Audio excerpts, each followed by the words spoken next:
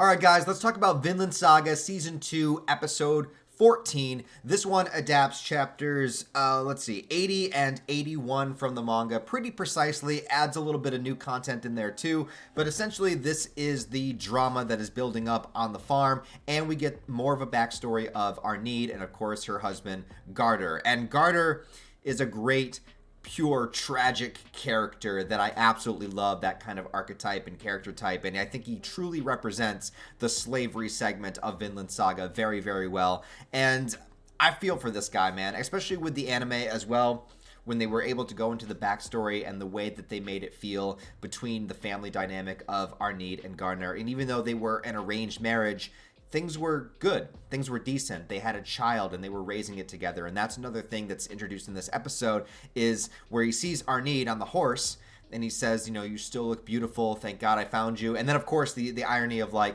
who knew you were so close this whole time, as they've been separated, as they've been slaves in on two different plantations. They have been so close this entire time, but no way to communicate and no way to even know that she was just over the hillside, you know? And now he's finally found her. And one of the first things that he asks is about their child.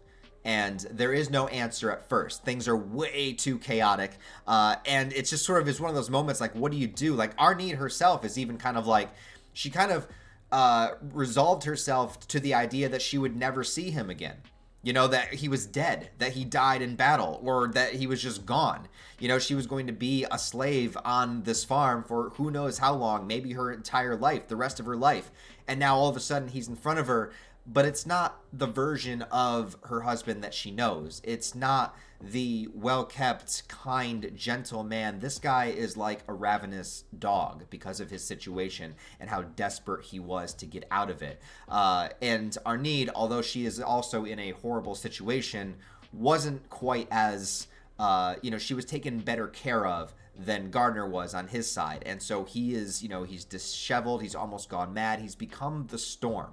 And that's the symbolism of this episode is the storm, and what that means for these characters. And then on Arneid's side, she decided to weather the storm. There is a horrible situation happening around her, but because of reasons that we also find out in this episode about her, she had planned to weather the storm and just go through it.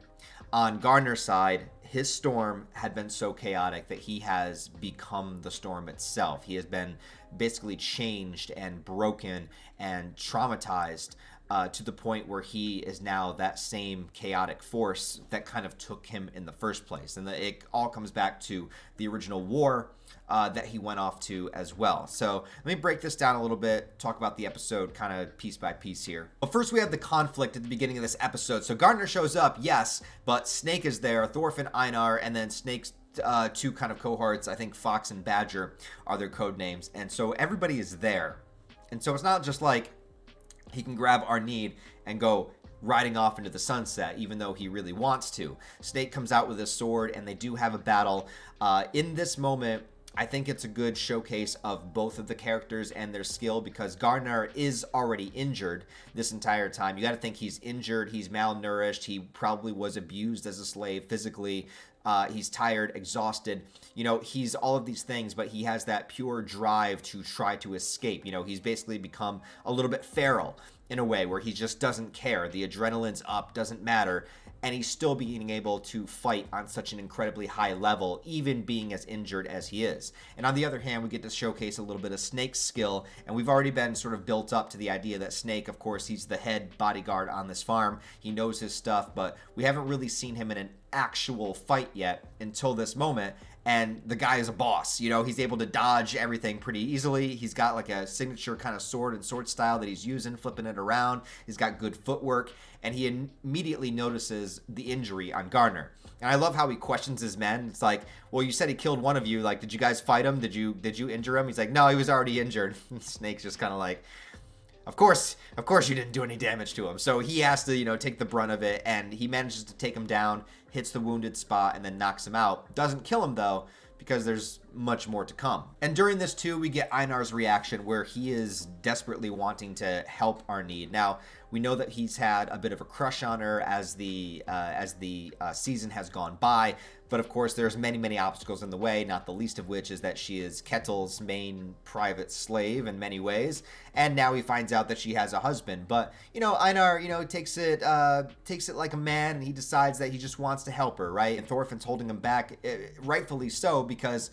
we've already had a moment of insubordination with the slaves. Now, if it got even further and a slave killed somebody, or for God's sakes, attacked, Snake or one of the higher ups on the farm, I don't think there's any way that Patar could talk them out of that. You know what I mean? So Thorfinn was correct in the sense of holding Einar back because it could only be worse for them. But also at the same time, what do you do about this situation? Like, how do you help Arnheid? So later on, they have that conversation around the dinner table, and Arnheid opens up about her backstory. And the more that's revealed, the worse it gets, because not only was she in a marriage with Gardner, not only did they have a child together, but because of the situation of the past, with what happened, somebody requested for Gardner and the men in their village to help them with a battle over an area of land that had a lot of resources, specifically iron.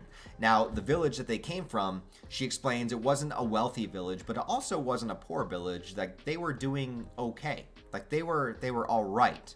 So it is this desire for conquest and territory that sort of provoked them to agree to fight within this battle or fight within this war. And that's just another aspect of, the warring times that were happening, and then also just that sort of desire for more. That sometimes that longing for more and more and more can lead to many disastrous consequences.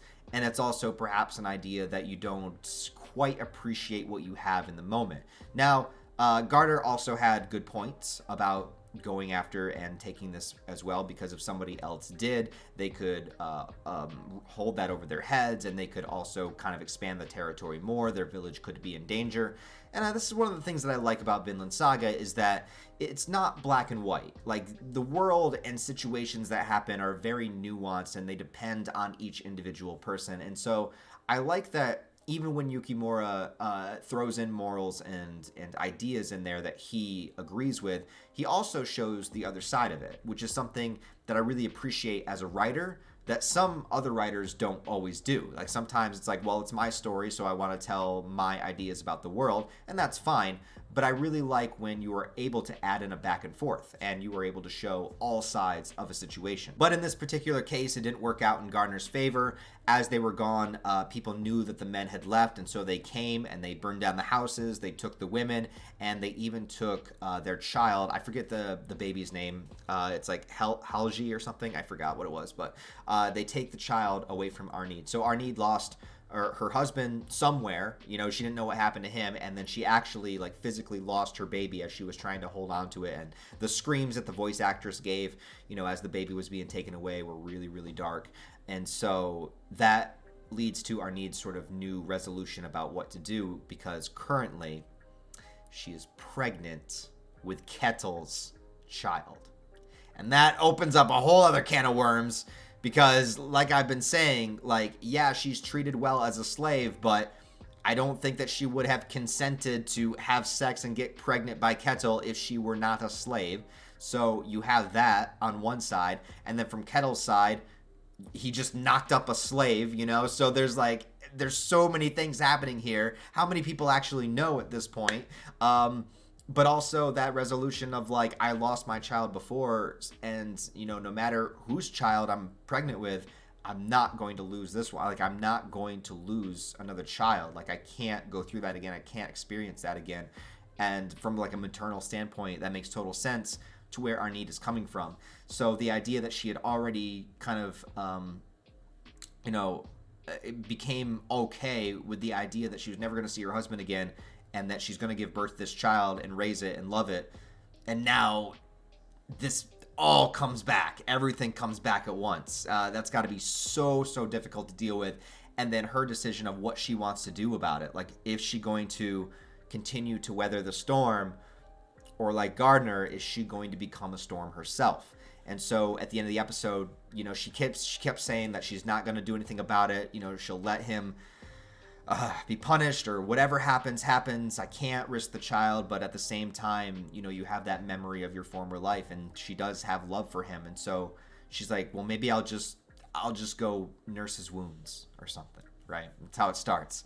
And so she goes to leave, and then Svedkil wakes up, you know, tells her a story that is not in the manga, actually. So this was an anime-only segment, and I'm not really sure. I haven't sat with it enough. I just watched the episode, so I haven't really sat with the point of this, but I think the point was Svedkil also saying that he decided to weather the storm instead of doing something about it, because he traded a woman to another man in an instance where everything went wrong, and that man was attacked, and you know, things happened there.